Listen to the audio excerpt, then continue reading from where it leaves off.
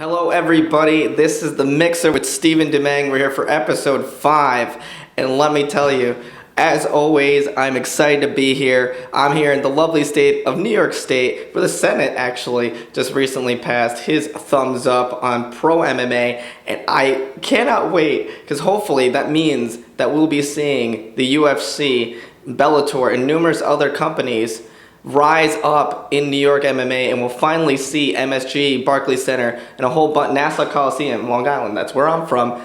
Love to have a show there at that venue, and I'm here live in New York, and let me tell you, we have a lot to talk about. I want to jump right into the mix, pun intended, and I will start off with Victory Combat Sports 5. I want to thank Kevin Lillis and every one of the fighters that participated on that show, Victory Combat Sports 5. We'll have a little link here to my little interview section. I had an MMA interview section that you should gladly please check out. It was awesome being with the fighters, a lot of up-and-comers.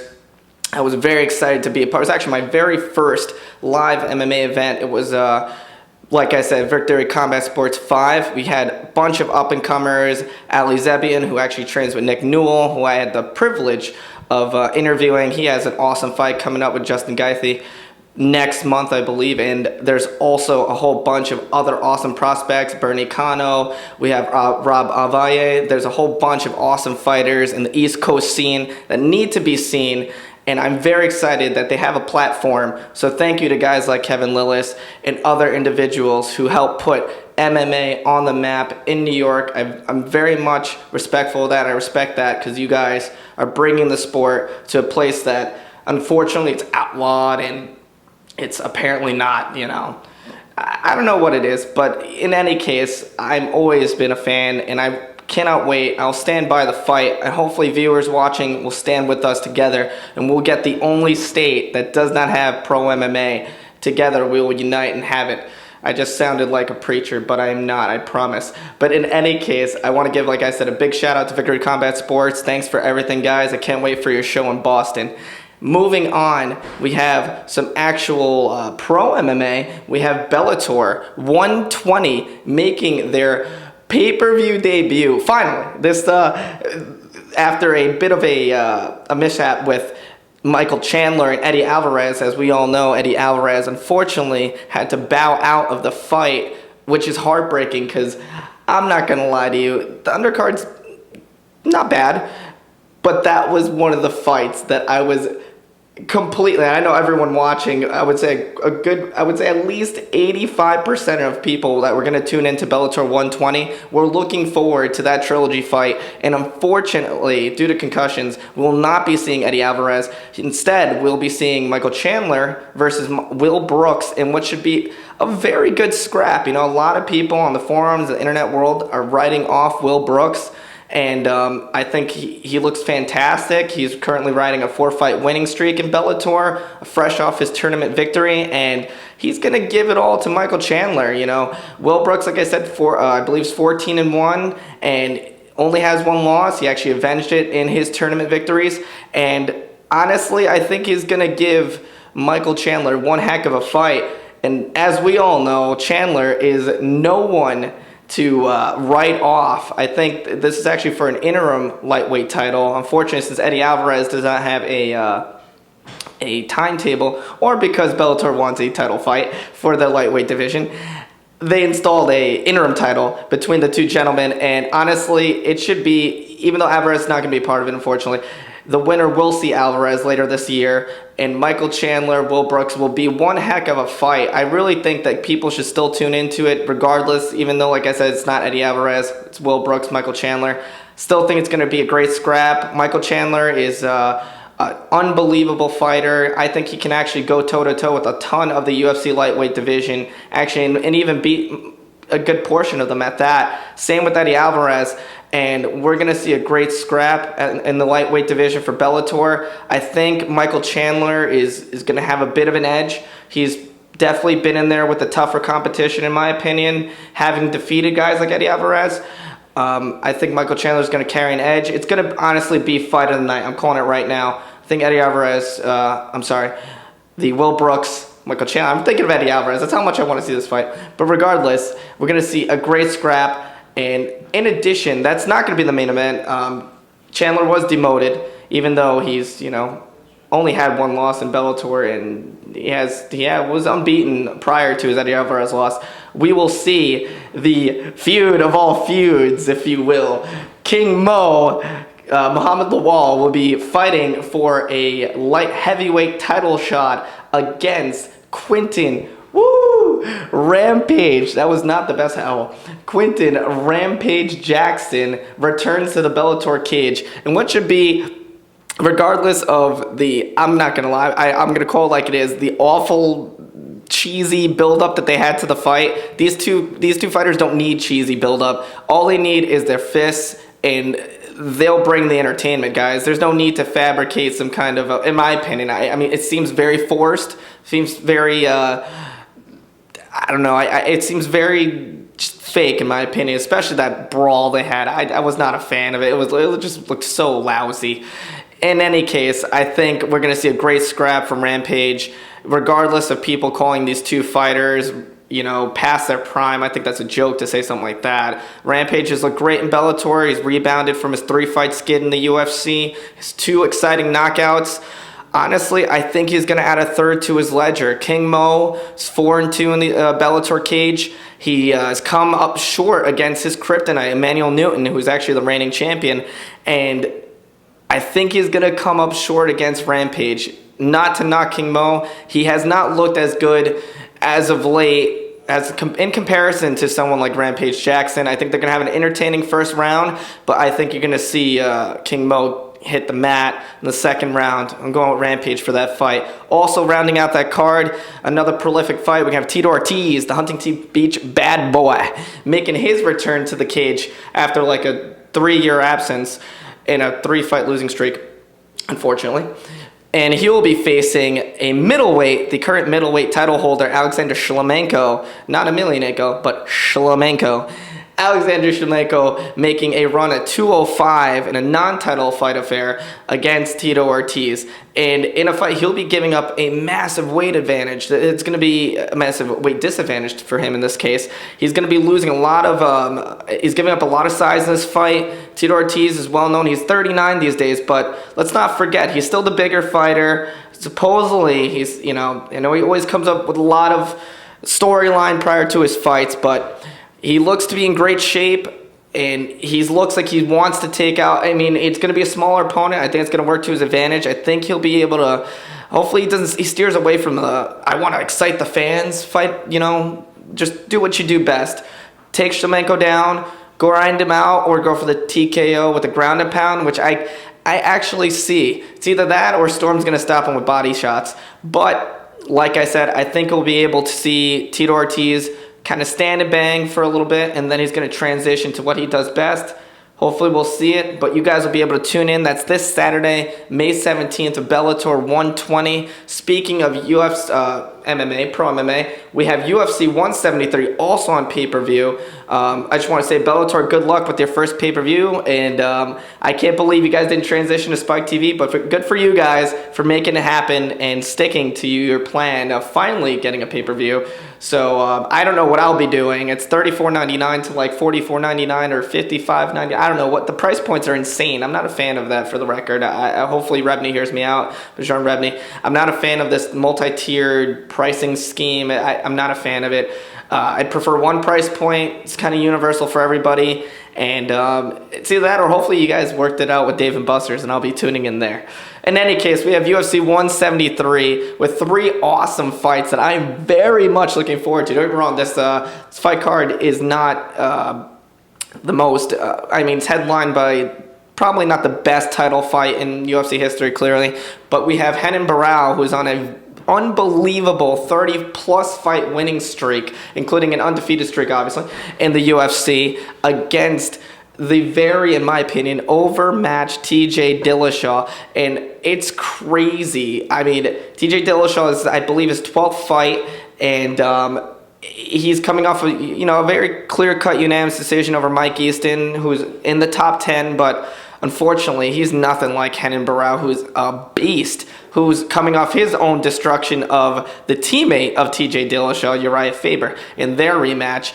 Even though it was a crappy stoppage, he still unfortunately beat the crap out of Uriah Faber, and that will be headlining. We're going to see a massive destruction. I think Renan Barão is going to annihilate. You guys are hearing me go off because I think he's going to absolutely destroy poor TJ Dillashaw, and what should be destruction. I think we're going to get a first round knockout, second round max knockout finish of TJ Dillashaw by the vicious Renan Barão. He'll channel his finish, something like an Eddie Wineland, and I think we're going to see Renan Barão's streak continue to rise, and I can't wait. Hopefully it sets up Dominic Cruz's return fight with Renan Barão. Also on that card, we're going to be seeing Daniel Cormier looking to stay undefeated in the light heavyweight division and in his MMA career against the H-Bomb, Dan Henderson. And you know what? I've been reading online. I've been seeing a lot of people talk about this fight, and it's crazy. Don't get me wrong. I'm not going to lie to you. Dan Henderson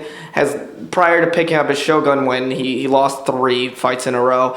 But let me tell you, Henderson, that is, can never be discounted from a fight. As we saw with his legendary bouts with Shogun, both his last wins were over Shogun, both in 2011, 2014, his most recent one.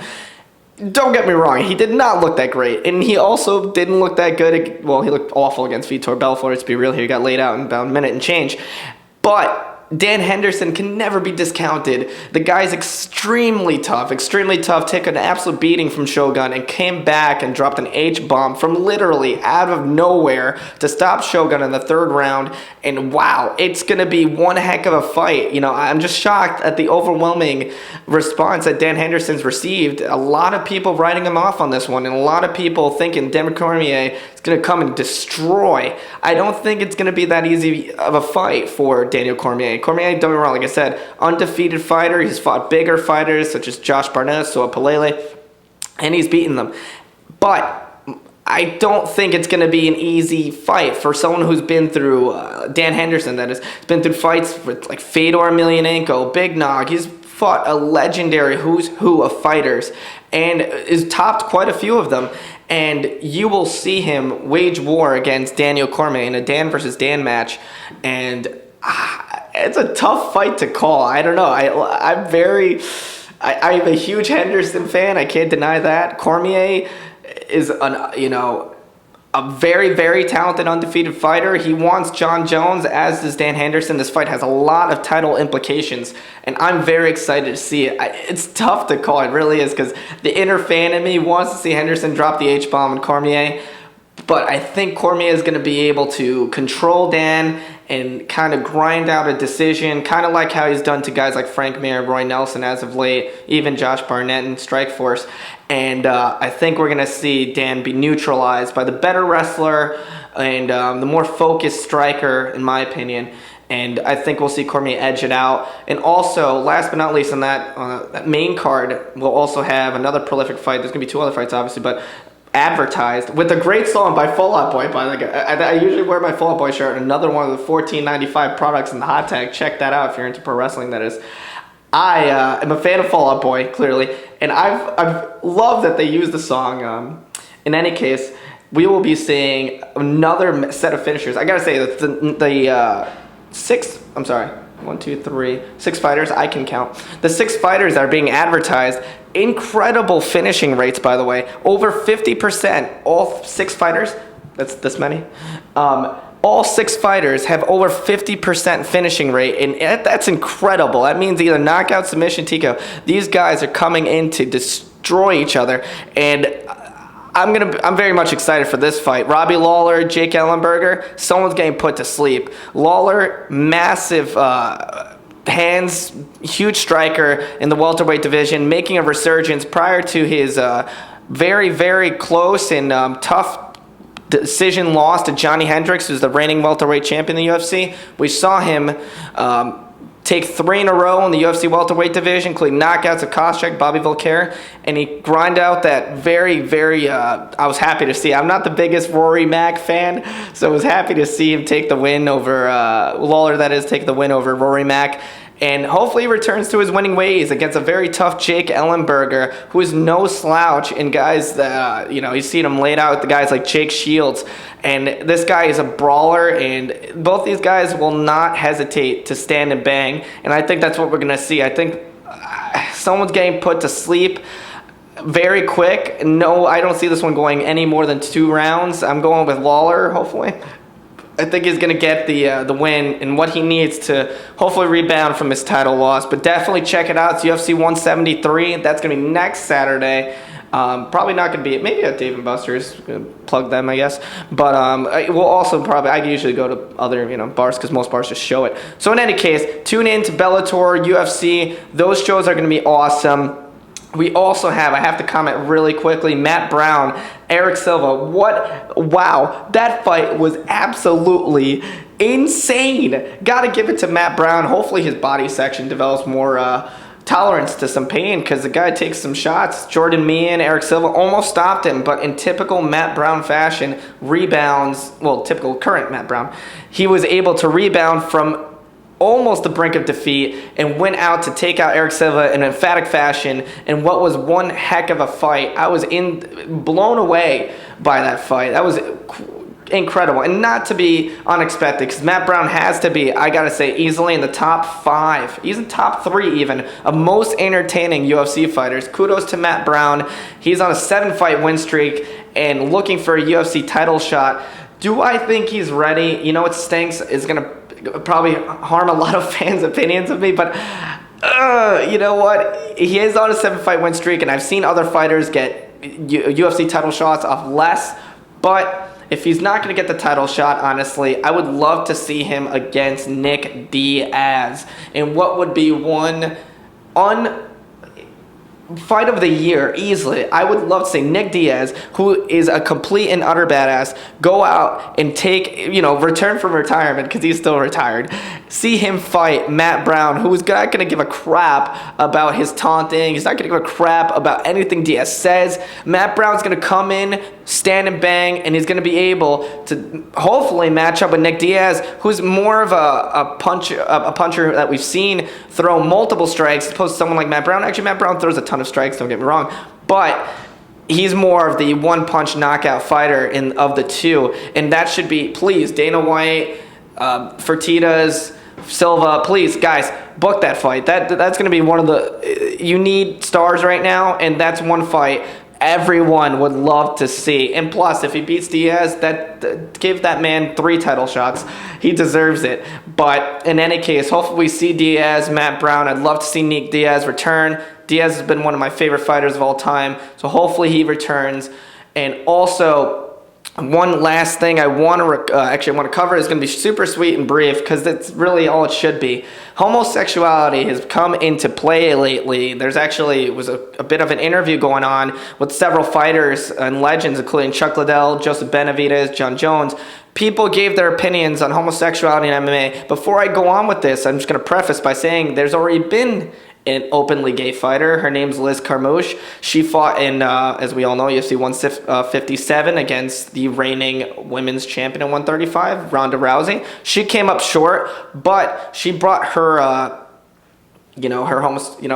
would say brought her homosexuality to the fight. Doesn't sound right. She brought her pride to the fight. She always wears her rainbow-colored mouthpiece, and she's very proudful of what she is. And honestly, that's what it should be. It should not determine anything. Honestly, homosexuality has nothing to do with anything. As we all know, with someone like Liz Carmouche, it doesn't matter. It does not make you a better fighter. It does not make you a worse fighter. It doesn't do anything. It has nothing to do with fight skill. And I'm going to go with Chuck Liddell on this one. It doesn't matter. If a fighter is a good fighter, it doesn't matter what you do on your own spare time. What that person does should be something that's reserved for their life. And honestly, something like that should not ever matter. It should not matter if there's a male UFC fighter. It should not matter if there's a gay MMA fighter that's a female. It doesn't matter. It shouldn't. I never thought it should. Something like that is completely irrelevant to the MMA fight game in terms of responses, and it's something like that where fighters shouldn't have that happen. It shouldn't matter. I give props to fighters. There's actually been a lot of as of late we've been hearing of a lot of openly gay athletes. But I will say this, it shouldn't matter in MMA, it shouldn't matter in any sport, it shouldn't matter anywhere, honestly. Something like that, whatever someone wants to do with their life, that's their decision, and I stand by that. It shouldn't matter in the cage. If you're a good fighter, you're a good fighter. It doesn't matter what your sexuality is. Enough said, point blank. The Mixer has spoken his piece on that topic. Shouldn't matter. And with that, we're going to talk about one last thing, I promise. I know I said that like 10 times. I know you guys like listening to the words I say. We have the amateur MMA return in New York. Like I said, New York MMA is still not legal, pro that is, but we're getting a lot of MMA companies still sprouting, and I'm very happy to announce New York Fight Exchange will be back in action in Jamaica, Queens. All the information will be on a little link down here that I'm pointing out in this invisible way and pointing at the microphone as well, but it won't be there. But in any case, you guys will be able to tune into New York Fight Exchange. I will be there, proudly seeing a lot of up-and-comers, a lot of prospects like my boy Bernie Cano, who'll be returning to action. It's going to be great to see him again. I saw him at Victory Combat Sports. He looked great there. It's going to be great to see him fight again. I'm very much excited to see New York Fight Exchange. You guys should be too. Please tune into the product. A lot of up-and-comers in the East Coast. Like I said, we have the New York Fight Exchange. We have Victory Combat Sports. They're coming back to Boston. I cannot wait till they come back to New York. Hopefully, I'll be at their Boston show.